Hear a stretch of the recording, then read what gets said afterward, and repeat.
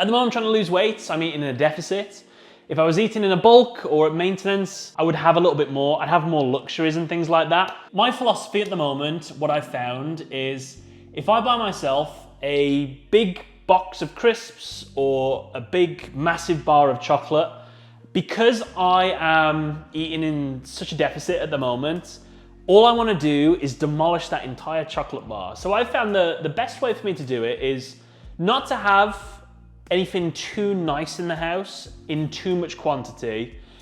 If I want things like that, I'm more than happy to treat myself to them, but I have to go out my way. That's kind of the rule. Like, they're not readily available to me. They're not like every time I go into the fridge, I could just have one.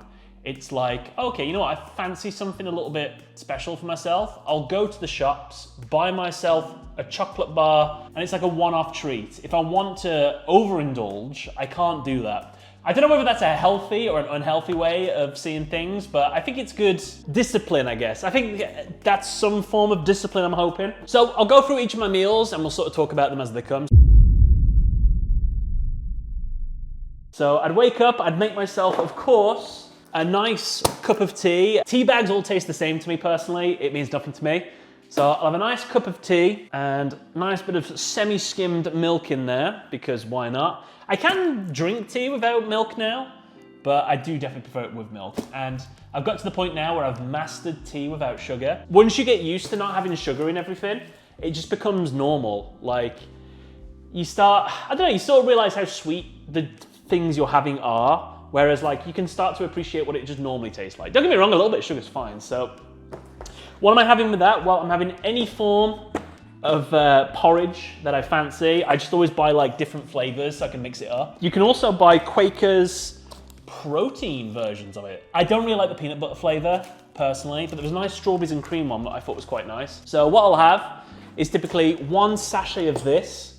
Then I'll have 80 grams of frozen blueberries, 80 grams of frozen strawberries. I will have defrosted them the night before. They'll still be really cold. So this will be red hot, this will be cold, and they'll sort of even themselves out. So that's typically my breakfast. And because I'll always have a biscuit with my cup of tea, at the moment I treated myself to some of these pink jammy Dodgers. They're not very nice. I don't like them at all. They're like strawberry flavored, but they've made the biscuit pink. It's not nice. If I really want to punish myself, I'll buy these horrible things. Rich tea chocolate flavored biscuits. They're, imagine the most boring biscuit you could ever have. But what I like about them is, one, they're only 40 calories a biscuit. So when I'm normally having like chocolate digestives, they're 80 calories each. So 2 of them, one in the morning, one at night, is 160 calories. With these, I can have 4 for the same amount. But because they're not that nice, but they're nice enough, they still feel like a treat, but not very much. I don't tend to overindulge on them. Like, I couldn't just eat all these in one go. There's no incentive. Whereas with the chocolate digestives, Maryland cookies, or anything like that, I definitely would want to demolish them. So that is my breakfast done. We've got 2 of our 5 a day.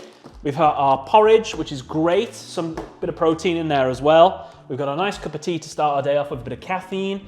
And we've got a biscuit as a little bit of a treat. So let me finally put these in the freezer. Moving on next to lunch. This is where I have a bit more of a bigger meal. This is where I try and get all my protein in that I need. So I have, it's basically a full English, but healthy transformed. So I have, instead of 2 pieces of bacon, we have 2 turkey rashers. You get 29 calories per slice, but you get a lot of protein. 7 grams of protein per rasher. So you get about 15 grams of protein for 2 of them. And then I also have 2 chicken sausages, chipolatas. These are the Italian ones. These are quite nice. These are 60 calories for 2 of these. And you get yourself 10 grams of protein. So we're getting ourselves altogether about 25 grams of protein. So that's great. Just off those 2, we're not done. 2 whole eggs with my lunch as well, which I forgot how many calories are in an egg, but get 2 of them. And then I add an extra 80 grams of egg whites in there. So low calories again. And because I'm trying to get my 5 a day in with everything, what I tend to do is I'll get one of these peppers, I'll cut it up into like whatever shape I want. And sometimes I smush the chicken sausages inside the peppers to make like a stuffed pepper. 80 grams of chopped tomatoes as well. So that's another 2 of our 5 a day. So if you can keep in track, that is 4 of our 5 a day so far. So that is my lunch, usually accompanied with some hot sauce and another cup of tea probably. Last but not least, for dinner time, I'm actually much more flexible. I can basically have anything as long as it meets the protein requirement that I have left, the carbs, the fats and everything like that. But if I'm being lazy, obviously the go-to is pretty boring, but it'll be chicken breasts, rice, or pasta, whichever one I fancy. And then I've got 2 vegetables I can choose from. It's either broccoli or spinach, or a bit of both if I fancy it. And then to jazz up the chicken, I'll do something different with it. I'll either have it like all chopped up. I've got loads of like air fryer bags, like something like that. Little air fryer fajita things. You can chuck it in the air fryer over there.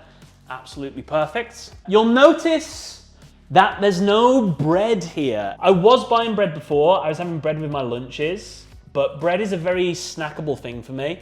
So I try not to buy it at the moment. I've actually got quite used to having my lunch without any toast or anything like that. If I was eating at maintenance, I would definitely buy bread. If I was eating a bulk, I would absolutely buy bread. But I think while I'm on my cut, it's probably best for me not to buy any bread at the moment. So I've got used to it. With the veg with this, that is our 5 a day in terms of fruit and veg done. We've also got all of our protein in because we'll also have a protein shake after the gym. We'll have our creatine before the gym. That's just how my program sort of works.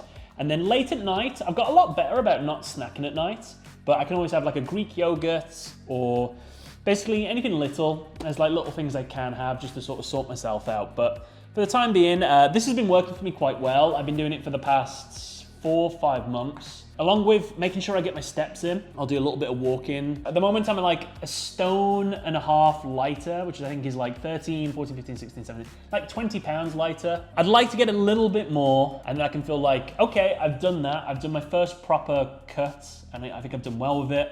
I can go up to maintenance now, increase it just the tiniest little bit, maybe like 200 calories, and see if main gaining is possible. So try and keep that level of leanness, but also trying to build a bit of muscle. So that's something I'd like to do. So yeah, that's my shopping haul and everything that I buy. Hope you all enjoyed. Let me know in the comment section below if you think there's anything I'm missing out on. Thank you for watching. Hope you enjoyed. Bye.